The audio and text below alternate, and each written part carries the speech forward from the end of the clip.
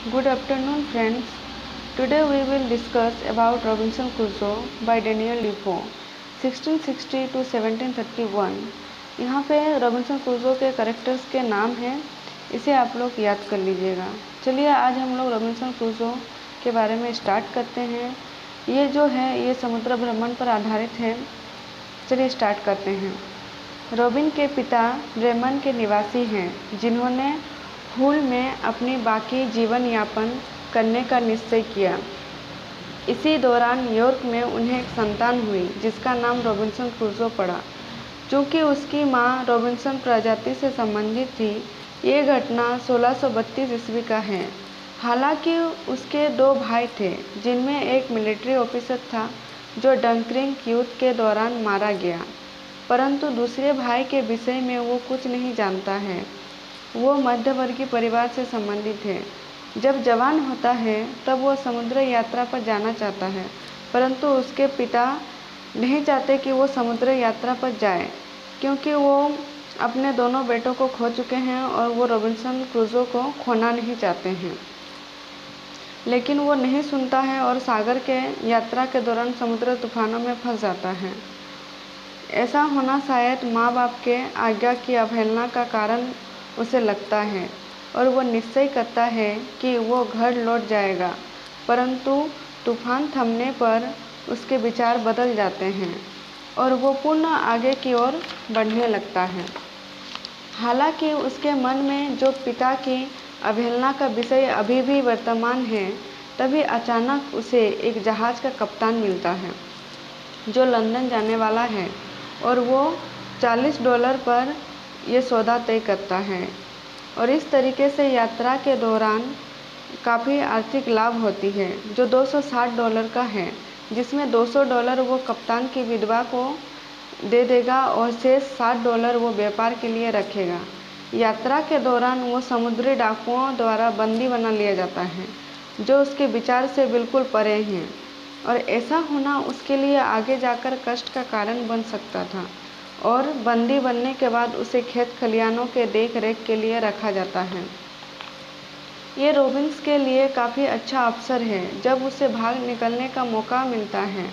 ऐसा इसलिए क्योंकि सारे डाकू भ्रमण पर निकलते हैं, इसलिए रॉबिन्सन अपने लिए पीने का पानी, अपने झोले तथा खाद्य पदार्थ को इकट्ठा कर लेता है और वहाँ के कार्यपालक जरी से मिलकर भाग निकलता है और 150 माइल दक्षिण पूर्व चलने के बाद शाम हो जाती है और उसे पास ही टापू पर रात बिताना पड़ता है।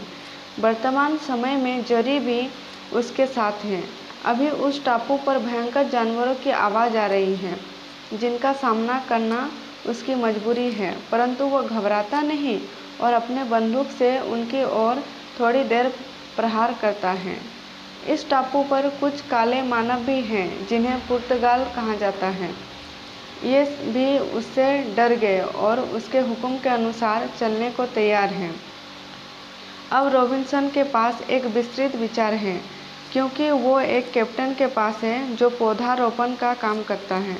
कुछ समय बाद रॉबिन्सन भी उसके साथ रहकर दक्ष बन जाता है और अंततः वो ब्राज़ील के बागान का मालिक बन जाता है और साथ मिस्टर वेल्स उसका पड़ोसी बागान का मालिक है, जो उसके काम से काफ़ी खुश है और निश्चय करता है कि उसे भी एक और जर्दा का पौधा लगाना चाहिए। कुछ समय पश्चात कप्तान की मृत्यु हो जाती है। तब सारा कार्यभार रॉबिन्सन पर आ जाता है और उस विधवा की जवाबदेही भी। हालांकि अंत स्थिति में उससे कुछ गलती हो जाती है और वो बागान को बेचकर पछताने लगता है। ऐसा इसलिए क्योंकि न सिर्फ उसने खुद के लिए गलती की, बल्कि उस विधवा स्त्री के लिए भी। हालांकि रॉबिन्सन का जन्म होना ही उचित नहीं था, क्योंकि उसका हर कदम अनुचित प्रतीत होता था। इसी दौरान उसने अनेक व्यापारिक साझेदार से अनुबंध किया कि मृत्यु के पश्चात उत्तराधिकारी के आधार पर व्यापार का बंटवारा होगा और नौका पर सवार होकर जेनिया की यात्रा के लिए निकल पड़ा। ये बहुत ही बुरी घड़ी थी जब वो नौके पर सवार हुआ, क्योंकि 12 दिनों की यात्रा के बाद उसे समुद्री तूफान एवं बवंडर का सामना करना पड़ा और उसे ऐसा लगता था कि उसकी मृत्यु अवश्य ही होगी। क्योंकि वो अपनी शुद्ध बुद्ध खो चुका था। कुछ समय पश्चात वो उत्तरी ब्राज़ील की ओर अपनी नौका मोड़ ली और अपनी चेतना को संभालते हुए उसे नियंत्रित किया और ईश्वर का नाम लेते हुए बचने के लिए संघर्ष करता रहा, और कुछ समय बाद ग्रासलैंड के तट पर वो सुरक्षित पहुंच गया। ये बहुत ही सुंदर सुबह का बेला है जब रॉबिन्सन यात्रा के लिए अपनी नौका निकालना चाहता है वो और उसे निकालता है अपनी आवश्यकता के लिए। सामानों को एकत्रित करने लगता है, जिनमें चाकू, रस्सी, चमड़े का झोला, कपड़े एवं कुछ अन्य उपकरण हैं। खाद्य सामग्री में बिस्कुट, उपजे हुए अनाज, मक्खन, चावल एवं बकरी के मांस इत्यादि को भी इकट्ठा कर लेता है। साथ ही अपनी सुरक्षा के उद्देश्य से वो तलवार, भाला, गोली भरी बंदूक एवं पिस्टल आदि भी इकट्ठा कर लेता है। इन सारी तैयारियों के बाद वो अपनी नौका पर जगह बनाने लगता है ताकि अपनी आवश्यकता के लिए सारे सामानों को भर सके, ताकि आगे उसे कष्ट ना हो। साथ ही वो जहाज़ पर तंबू, बांस, मोटी रस्सियाँ, लोहे का छड़ आदि इकट्ठा कर लेता है ताकि जैविक आवश्यकताओं की पूर्ति हो सके। अब काफ़ी खुश है क्योंकि उसने उन सारी चीज़ों को पूर्ति कर ली है जिसके लिए उसे इंतज़ार ना करना पड़े। अब वो टापू पर पहुंच गया और ऊंचे पहाड़ी की खोज में है ताकि वहां वो अपनी तंबू बना सके और पानी, शुद्ध हवा एवं उचित गुफा की भी उपलब्धि हो जाए ताकि वो सारी ज़रूरतों को पूरा कर सके, और इस तरीके से वो यथोचित स्थान को खोजकर वो अपनी तंबू बना सके। वो कुल्हाड़ी से लकड़ियों के डंडे बनाता है और उन्हें खड़ा कर अपने तंबू से घेरा लेता है। तभी अचानक जोरों की वर्षा होने लगती है और उसे तंबू में बचने का सहारा मिल जाता है, और वो सोचता है कि उसका करना फलदायक सिद्ध होगा। साथ ही वो काफ़ी दुखी और घबराया हुआ भी है क्योंकि वो सोचता है कि शायद ऐसा होना उसके लिए भगवान के द्वारा दी गई सज़ा के समान है। और इस तरीके से समय बीतता जाता है और आज 30 सितंबर है जब वो अपनी चाकू से लकड़ी के सिल्ले पर भी आकार का निशान बनाता है और निश्चय करता है कि वो इसी के द्वारा तारीख का निर्माण करेगा। अब तिथियाकन आरंभ हो जाती है जो 30 सितंबर 1659 का है, जिस रोज़ वो काफ़ी भयभीत रहता है क्योंकि उसे हिंसक जानवरों का सामना करना पड़ा और वो चुपचाप टापू पर खड़ा रहा। रॉबिन्सन क्रूज़ो आश्चर्यचकित है क्योंकि उसकी जहाज़ ज्वार भाटे से निकल चुकी है और वो टापू पर पहुंच चुका है। अपने मित्र के मृत्यु पर वो बहुत दुखी भी है। वो अपनी जहाज़ पर लगातार सामानों को इकट्ठा करने के लिए जाता रहता है। इसी दौरान वो आवश्यक सामानों को भी जुटाता है। उसके नौका की बहुत बुरी हालत है क्योंकि वो सारी रात बारिश होती रही और ज्वार भाटे चलते रहे। वो बांस का घेरा बनाता है और उसे तार से घेरता है ताकि अपने जानवरों को सुरक्षित रख सके। वो काफ़ी परिश्रम करता है। अपने सामानों को एक स्थान से दूसरे स्थानों पर रखने के लिए वो भोजन के उद्देश्य से बकरी को मारता है। वो अपनी तंबू बनाकर सो जाता है। अपने तंबू से निकलकर वो पक्षियों का शिकार करता है। वो सोने, खाने, शिकार एवं मनोरंजन का दिनचर्या निर्धारित करता है। वो शिक्षा के लिए अपने कुत्ते के साथ जाता है और साथ में उसके बंदूक भी हैं, परंतु वो भयभीत है। वो मेज को सजाता है। आज काफ़ी बारिश, बिजल और तूफान उठ रही है। वो बचाव सामग्री इंतजाम करता है। वो बकरी को मार देता है और उसका उपचार करता है। वो बाइबल के शब्द को उचित समझता है और यदि तू कष्ट में हो तो मदद के लिए मुझे बुलाओ। ऐसा इसलिए कि उसे ईश्वर पर विश्वास है, और इस तरीके से उसके कार्यकलाप निरंतर चलते रहें।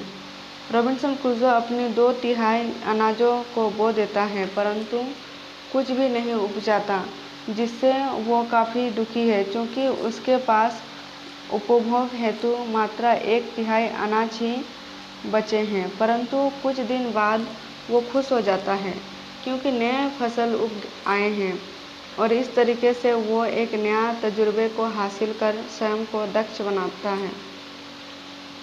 वो टापू के दूसरी ओर घूमने जाता है, इसलिए वो आवश्यकता संबंधी सामानों को इकट्ठा कर लेता है और चल पड़ता है। हालांकि वो दुखी भी है, क्योंकि यहाँ रहना उसके लिए कष्टमय था और उसे आरामदायक जगह नहीं मिल सकी। इतना सोचते हुए वो दूसरी ओर पहुँच जाता है और भगवान को धन्यवाद देता है, क्योंकि वो खुश है कि आवश्यकता अनुरूप उसे स्थान मिल जाती है, परंतु अपने पिछले जीवन को सोचकर भी वो काफ़ी दुखी है। वो साथ ही जब कभी भी घर के विषय में सोचता है तो काफ़ी दुख की अनुभूति होती है, परंतु फिर भी उसे बाइबल के भगवान पर विश्वास है, क्योंकि वो हर मनुष्य को जीने की विभिन्न मौके प्रदान करता है। वो अपने कार्य के लिए काफ़ी सोचता है, क्योंकि उसने दिनचर्या निर्धारित की है, जिसमें शिकार करना, दोपहर बाइबल पढ़ना और 3 घंटे कार्य करना संयोजित है, और साथ ही भोजन बनाना, इकट्ठा भी होना। अब वो आग जलाना भी सीख गया है और साथ ही बीजारोपण की प्रक्रिया भी। वो काफ़ी अच्छी फसल उगाने लगा है, परंतु पक्षियों से भी खुद को बचाव करना है। साथ ही वो बीजारोपण के लिए उचित घड़ी भी जान गया है, जिसे साथ साथ मिट्टी पलित करके बर्तन बनाना एवं उसे आग में पकाकर सुडौल एवं सुदृढ़ करना भी सीख लिया है। परंतु कभी कभी अपने परम मित्र जरी की यादें उसे आती है तो काफ़ी दुखी हो जाता है, परंतु उसकी यात्रा हर कुछ होते हुए भी काफ़ी रोचक है। उसने एक लंबी संकड़ी नाव बनाने का निश्चय किया है। इसके लिए उसने पेड़ के 3 सिल्ले का इंतजाम किया है और काटने के लिए आरी भी। ये सिल्ले केदार ट्री से इंतजाम किया गया है। वो अपने व्यवहारों को एवं विचारों को, कार्यकलापों को पूरी तरह करता है और इस दौरान सामाजिक बंधनों से कोई संबंध नहीं होता है उसका। इस टापू पर वो अपने आप को ही उचित मानता है, क्योंकि उसे विश्वास है कि अपने कार्यकलापों की पूर्ति के लिए वो अकेला ही काफ़ी है। अब वो काफ़ी सामर्थ्यता जुटा सका और अपनी सारी आवश्यकताओं को पूरा कर सकता है। इसके लिए वो भगवान का एहसानमंद है, क्योंकि उसने ही रॉबिन्सन को उसे कगार पर पहुंचाया है। आगे भी हर रोज़ काफ़ी तूफान आती है और साथ ही काफ़ी मुसीबतों का सामना करना पड़ता है, परंतु फिर भी वो खुशी खुशी इन सब का सामना करता है। और जब भयंकर तूफान थी तभी वो समुद्री डाकू द्वारा बंदी बना लिया जाता है और फिर से अपने प्रारंभिक स्थिति की ओर पहुंचकर निष्क्रिय होने लगता है। हालांकि आज बहुत गर्मी है और उसके कपड़े भी गंदे और फट चुके हैं, परंतु वो घबराता नहीं, क्योंकि वो अब दक्ष हो चुका है और खुद को संपन्न कर सकता है। अब वो भगवान को शुक्रिया अदा करता है और नींद में खो जाता है। तभी अचानक पोल पुकारता है, रॉबिन रॉबिन, मेरे गरीब रॉबिन्सन क्रूसो। अब रॉबिन्सन काफ़ी दुखी है, क्योंकि उसकी नौका समुद्री तूफान में डूब गई, परंतु उसे अपनी दक्षता पर पूरा विश्वास है। वो फिर से नौका बनाना चाहता है, इसलिए वो अपनी चेतना को उसमें प्रयोग कर रहा है और साथ ही हुक्का पीने का एक सुंदर पाइप भी बनाता है, जिससे वो आनंद उठा सके। साथ ही साथ अपने जानवरों के घेराव के लिए 150 फीट लंबा और 110 फीट चौड़ा मैदान बनाता है और पालन पोषण करके दूध मक्खन का मिलाई निकालता है। वह अपने आप को सर्वशक्तिमान समझने लगता है, क्योंकि उसके पास परिवार के छोटे छोटे सदस्य भी हैं जो आवश्यकता पड़ने पर उसकी मदद करते हैं। उसकी दाढ़ी काफ़ी बढ़ चुकी होती है, कपड़े बेडौल हैं और बाल बिखरे पड़े हैं। खुद को देखने पर वो जोकर महसूस करता है। मौसम काफ़ी शांत है और साथ में और भी बहुत कुछ। अब वो थक चुका है, इसलिए वो लंबी निद्रा में जाना चाहता है। रॉबिन्सन के तट के किनारे भ्रमण करता रहता है।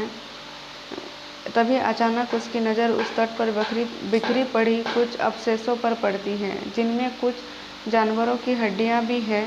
जिन्हें देखते हुए ये अनुमान लगाता है कि अवश्य ही दानवों के बीच विजय प्राप्ति के लिए युद्ध होगा और उसके बाद ऐसा भयानक हादसा हुआ होगा। इस वक्त ईश्वर के पक्ष में रहना चाहता है, क्योंकि दानवों का कब आक्रमण होगा इसका कोई अनुमान नहीं।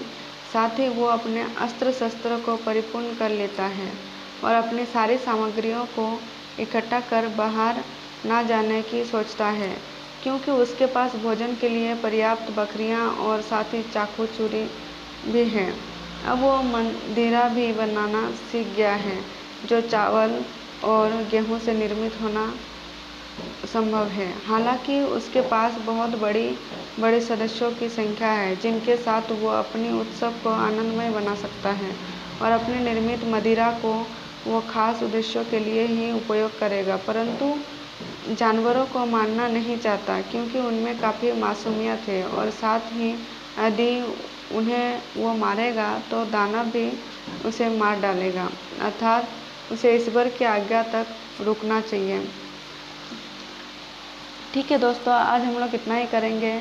इसका जो सेकंड पार्ट है वो मैं 2 दिन बाद आप लोग को अपलोड कर दूँगी। Thank you friends, please like, share and subscribe my channel and also comment please.